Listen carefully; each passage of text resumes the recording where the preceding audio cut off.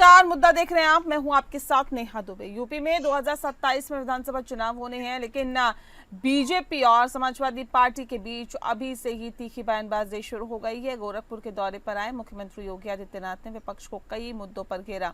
CM Yogi Adityanath ने बिना नाम लिए सपा पर प्रहार करते हुए कहा कि जाति के नाम पर समाज को बांटने वाले, प्रदेश को दंगों की आग में झोंकने वाले लोगों ने नागरिकों के सामने पहचान का संकट खड़ा किया है। वोट बैंक की राजनीति में सुरक्षा से खिलवाड़ किया है। मुख्यमंत्री ने कहा है कि समाज में अराजकता और वैमनस्यता सपा ने फैलाई है। साथ ही साथ इतना ही नहीं, मुख्यमंत्री योगी आदित्यनाथ ने कहा है कि पिछले दिनों बिहार में कांग्रेस और आरजेडी के मंच पर हुए कार्यक्रम में प्रधानमंत्री नरेंद्र मोदी के मां के प्रति अपशब्दों का प्रयोग किया गया। ये राजनीति के पतन का स्तर है और इस अशोभनीय कृत्य को कतई स्वीकार नहीं किया जाना चाहिए। उन्होंने कहा कि आरजेडी और कांग्रेस नेताओं के मंच से पीएम मोदी की मां के प्रति अपशब्दों का प्रयोग 140 करोड़ भारतीय और हर मां का अपमान है। उधर समाजवादी पार्टी अध्यक्ष अखिलेश यादव ने योगी सरकार पर पलटवार भी किया है। साथ ही साथ बता दें आपको, उन्होंने कहा है कि यूपी में भाजपा सरकार के अब जो है वो गिनती के दिन ही बचे हुए हैं और ये जल्दी ही जाने वाले हैं। समाजवादी पार्टी प्रमुख ने कहा है कि जन्माष्टमी के दिन से सरकार जाने के दिन गिन रही है और अब 493 दिन बचे हुए हैं। इस सरकार की उल्टी गिनती शुरू हो गई है। वहीं अखिलेश यादव ने कहा है कि ये सरकार जनता से वसूली कर रही है, सुविधाएं नहीं दे रही है और साथ ही साथ जमकर टैक्स भी वसूला जा रहा है। अखिलेश यादव शुक्रवार को लखनऊ में समाजवादी पार्टी के कार्यालय में मीडिया को संबोधित कर रहे थे। उन्होंने जीएसटी की दरों में बदलाव पर कहा है कि ये सब चुनाव को देखकर किया गया है और मुनाफाखोरी कम नहीं हो रही है। ट्रंप के टैरिफ ने भाजपा के लोगों के मुंह पर ताला लगा दिया है। मेक इन इंडिया की बात करने वाले लोग हमारे बाजारों में चीन का माल भर दे रहे हैं और साथ ही साथ चीन का सामान वन डिस्ट्रिक्ट वन प्रोडक्ट को पूरी तरह से खत्म कर देगा। अखिलेश यादव ने चुनाव आयोग पर तंज कसते हुए कहा है कि जुगाड़ आयोग भाजपा के लिए वोटों का इंतजाम कर रही है और साथ ही साथ अब उनकी चोरी पकड़ी जा चुकी है। ये लोग देश के साथ धोखा कर रहे हैं।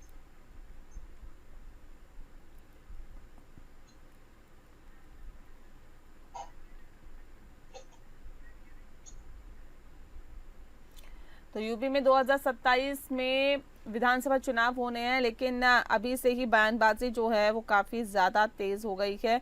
बता दें आपको कि समाजवादी पार्टी के बीच अभी से ही जो तीखी नोकझोंक हो रही है दिखाई दे रही है और साथ ही साथ गोरखपुर के दौरे पर आए मुख्यमंत्री योगी आदित्यनाथ ने विपक्ष को कई मुद्दों पर घेरा। सीएम ने बिना नाम लिए समाजवादी पार्टी पर प्रहार करते हुए कहा कि जाति के नाम पर समाज को बांटने वाले, देश को दंगों की आग में झोंकने वाले लोगों ने नागरिकों के सामने पहचान का संकट खड़ा किया है।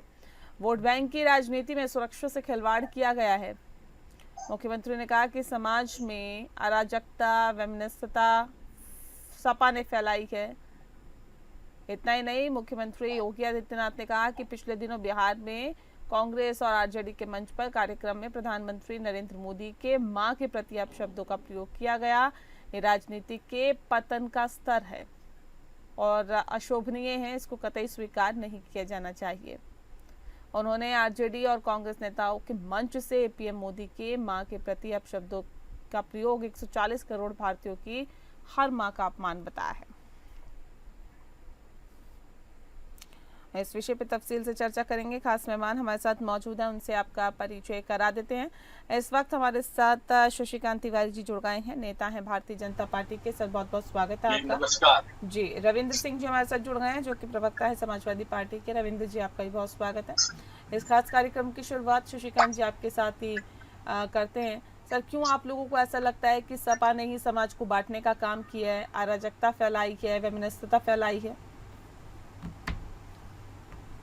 बिल्कुल यह सत्य है। जब से समाजवादी पार्टी का गठन हुआ 89-90 में, तब से उस दिन से पहले दिन से ही ये लोग समाज में वैमनस्यता फैलाने का और समाज को तोड़ने का काम ये कर रहे हैं और लगातार करते जा रहे हैं। जाति जात का खेल खेल करके और परिवारवाद का खेल खेल करके इन लोगों ने समाज में खूब विद्वेष फैलाया, खूब अमनस्यता फैलाया और जातियों में समाज को तोड़ने का काम करते हैं। तो इनका बस चले तो ये दंगा कराने में विश्वास करते हैं, ये भूमाफियागिरी में विश्वास करते हैं, ये नियम कानून की धज्जियां उड़ाने में विश्वास करते हैं। समाज का जो भी इधर जो 25-30 वर्षों में जो भी विखंडन हुआ उसमें सबसे बड़ा योगदान इन्हीं का है। तो इस प्रकार से इन लोगों ने समाज को तोड़ने का काम किया। यही कारण है कि 2017 से इनको जनता ने उत्तर प्रदेश में बाहर कर रखा है और दूसरे राज्यों में तो समाजवादी पार्टी कोई दाल गलती नहीं है। ये गए थे महाराष्ट्र में चुनाव लड़ने, बोनी नहीं हुई। तो इन लोगों का काम पूरा उजागर है और जिस प्रकार से समाज को और कितना तोड़ सकते हैं वह काम ये लोग लगातार करते रहते हैं। समाज में वैमनस्यता कैसे फैले, इनकी जितना स्टेटमेंट आएगा, जितना बयान आता है, देख लीजिए।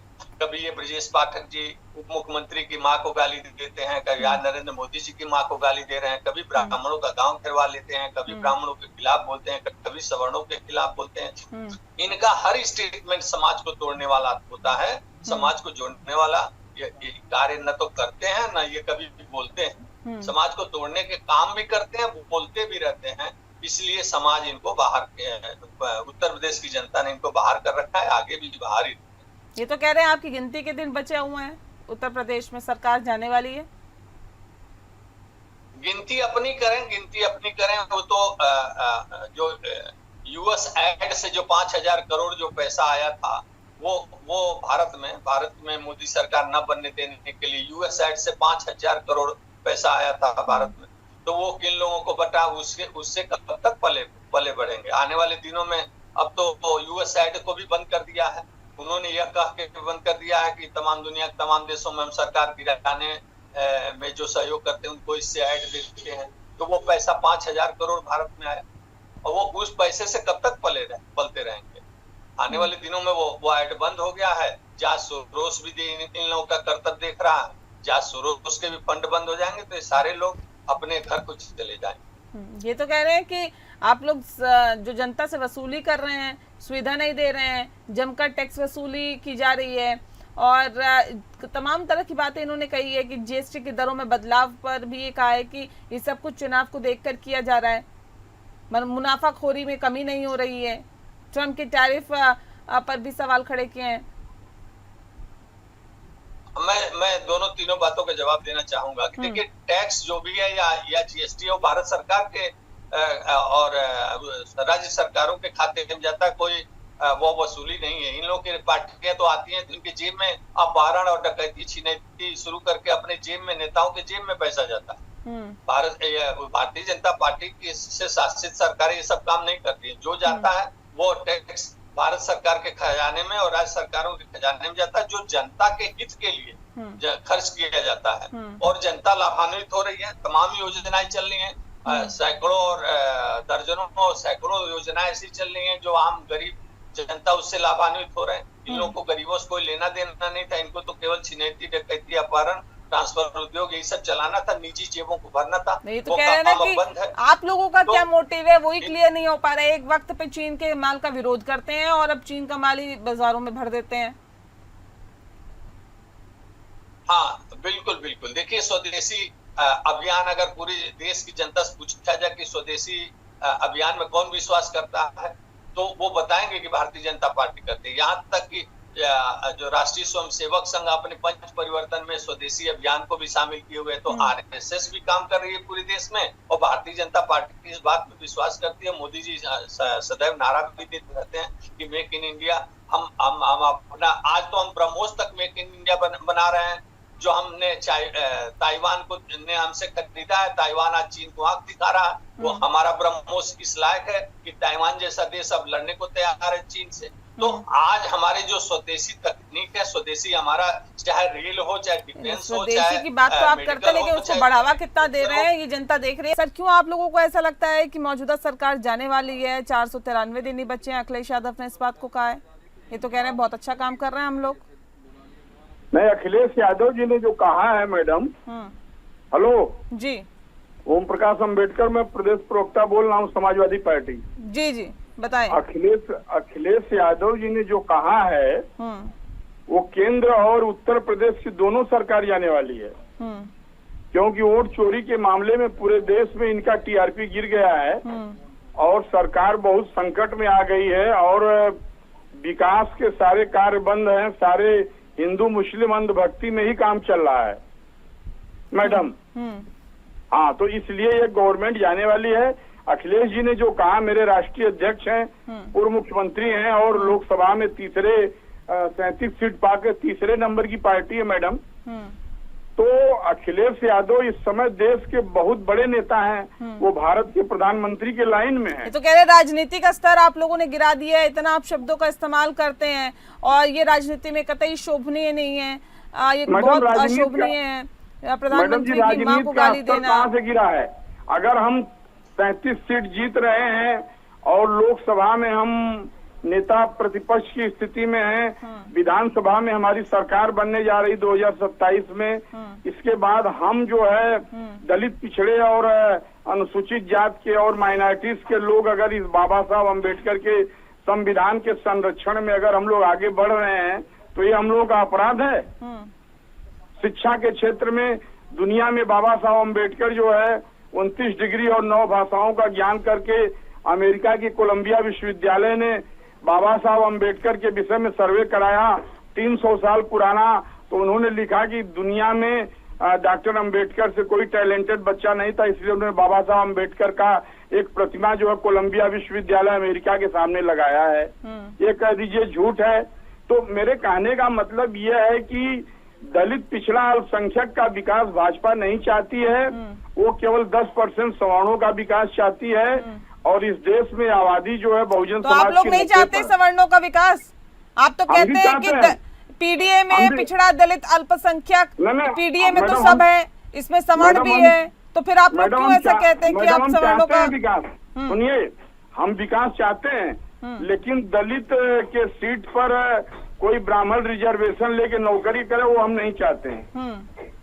जैसे जात प्रमाण पत्र बना करके अभी राष्ट्रीय अनुसूचित जात आयोग भारत सरकार ने एक सर्वे दिया मैडम, उसमें उन्होंने कहा है कि देश में 6000 लोग जो है शेड्यूल कास्ट का सर्टिफिकेट बना करके नौकरी कर रहे हैं। तो ये हम नहीं चाहते हैं। हम चाहते हैं कि जिस दायरे में ये तो कह रहे हैं कि आप समाज को बांटने का काम कर रहे हैं, देश को बांटने का काम कर रहे हैं। नहीं, हमारे राष्ट्रीय अध्यक्ष अखिलेश यादव जी हिंदू में ही खाई पैदा करने का काम कर रहे हैं आप लोग। नहीं मैडम, हम लोग पूरे देश को जोड़ने का काम कर रहे हैं। सेंट्रल में भी सरकार बनेगी, 29 में राहुल गांधी प्राइम मिनिस्टर होंगे और 27 दलित अल्पसंख्यक पिछड़ा ये सब करके क्या करने की कोशिश कर रहे हैं, क्या कर रहे हैं? मैडम ये है कि जो संविधान में जो फैसिलिटीज अगर पिछड़े के नाम पर मिली है, शेड्यूल कास्ट के नाम पर मिली, माइनॉरिटी के नाम पर मिली है, तो वो चीजें तो हम डिस्क्राइब करेंगे इन्हें अपना राइट लेने के लिए। तो अब कोई शादी करने जाता है तो कहता है कि ये ब्राह्मण है, कोई शादी करने जाता तो कहता है ये राजपूत हैं, कोई शादी करने जाता तो बैकवर्ड मुसलमान। तो जात को तो 5000 साल पहले ब्राह्मण समाज ने ही जात को बांटा है, उस जातियों में हम लोग हैं। तो ब्राह्मण समाज के दुर्विरोधी हैं क्या आप लोग? नहीं, हम विरोधी नहीं हैं। आपकी बातों से तो ऐसे ही लग रहा है। नहीं, हम ब्राह्मणों के विरोधी नहीं हैं, हम उस व्यवस्था के विरोधी हैं जिससे समाज में अराजकता पैदा हो।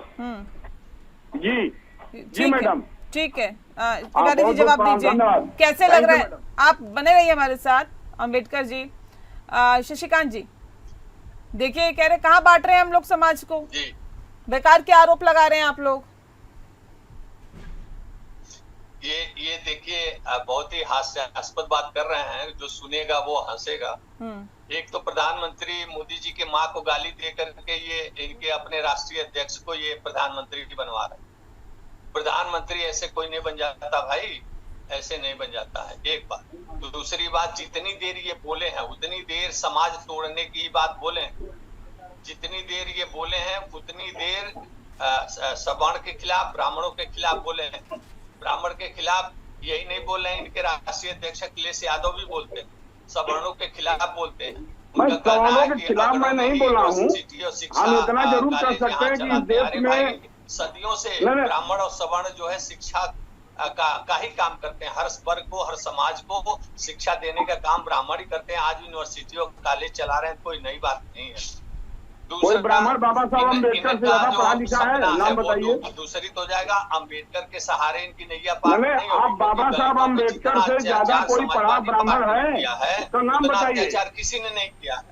फालतू बात करते हैं टीवी चैनल पर बैठकर। हमला कर किसी ने किया है? कोई ब्राह्मण जो है, कोई ब्राह्मण बाबा साहब से ज्यादा पढ़ा है? कांग्रेस ने किया है। अम्बेडकर का अपमान अगर सबसे ज्यादा उनके जीते जी और उनके मरणोपरांत अगर किसी ने अपमान किया है तो कांग्रेस पार्टी ने किया। बाबा साहब की प्रतिमा जो आरएसएस ने जलाया है, अम्बेडकर का जितना अपमान कर सकते हैं इन्होंने किया है। और दलित जो बिल्कुल समाजवादी पार्टी पे विश्वास भरोसा नहीं कर सकता, क्योंकि जितना उन्होंने हिंसक वारदातें और जितना अपशब्दों का प्रयोग और जितना इन्होंने हमला राजनीतिक, उनको अखिलेश यादव ने क्यों आरक्षण में डिमोशन कर दिया था? इसका जवाब ये नहीं दे पाएंगे। डिमोशन क्यों कर दिया था? क्या ही तहसीब बनोगे भाई? अम्बेडकर का नाम लेने से आप जनता विश्वास करने वाली नहीं है कि आप दलितों के हितैषी है। दलितों के सच्चे हितैषी कोई है तो आदरणीय नरेंद्र मोदी जी हैं। उन्होंने दलितों के लिए सबका साथ सबका विकास, सबको लेकर के चलने का काम करते हैं। भारतीय जनता पार्टी की सारी राज्य सरकारें सबका साथ सबका विकास, ये जाति तोड़ने के लिए अभी पता चल जाएगा बिहार में। अभी बिहार में पता चलेगा कि कितना सीट आ रहा है। उसके बाद से चलिए वो तो वक्त बताएगा किसका कितना सीट आ रहा है। बहरहाल जो ये आरोप प्रत्यारोप का दौर चल रहा है ये बहुत कुछ बता रहा है सर। आप बाकी समाजवादी पार्टी का अपना अलग राजनीति करने का तरीका है, भारतीय जनता पार्टी अपना अलग कर रही है, लेकिन मोटिव यानी कि उद्देश्य दोनों का एक ही है, जनता के वोट पाना। बहरहाल बहुत शुक्रिया आप दोनों का हमारे साथ इस खास चर्चा में शामिल होने के लिए। मुद्दा में फिलहाल इतना ही। नमस्कार।